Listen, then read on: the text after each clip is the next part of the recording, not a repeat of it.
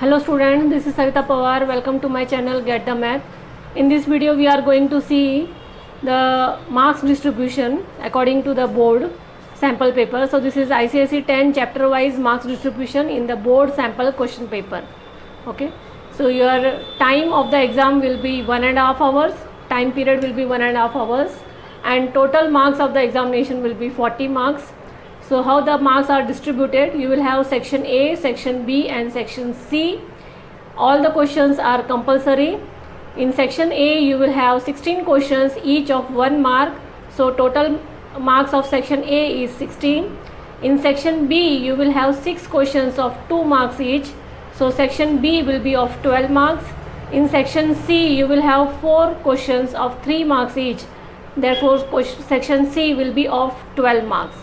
So this is the marks distribution according to the section A, B and C respectively, and therefore the total marks are 40 here. Now according to the lesson wise, chapter wise, GST you will have 1 question for section A, that is for 1 marks, and 1 question for 2 marks. Banking you will have 1 question for 1 marks in section A and 1 question of 2 marks in section B. Linear inequations you will have 2 questions of 1 mark in section A and 1 question of 2 mark in section B.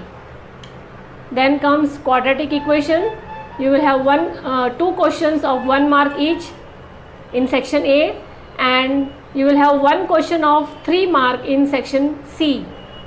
Then from ratio and proportion, ratio is excluded, only proportion is there. So you will have 2 questions of 1 marks in section A and 1 question of 2 marks in section B. Remainder and factor theorem, that is factorization of polynomials, 2 questions in section A of 1 mark each and 1 question of 2 marks in section B. Matrices also 2 questions of 1 mark each in section A and here you have 1 question of 2 marks in section B. Right. Then arithmetic progression, you will have 2 questions of 1 mark each in section A and 1 question of 3 marks in section C. Similarity, that is also same as AP, that is 2 questions of 1 mark each in section A and 1 question of 3 marks in section B. Now this is according to the board exam sample paper, but this might change. This is not the confirmed marks distribution for the section A, B and C, so that might change.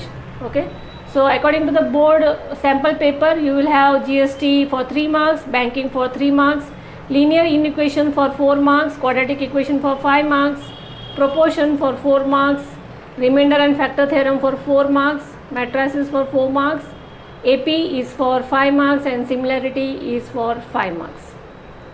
Right. So this is the general marks distribution you can get from the sample paper, but that is not the confirmed marks distribution. It might change for you in the board exam.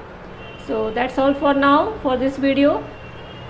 Wish you all the best and good luck.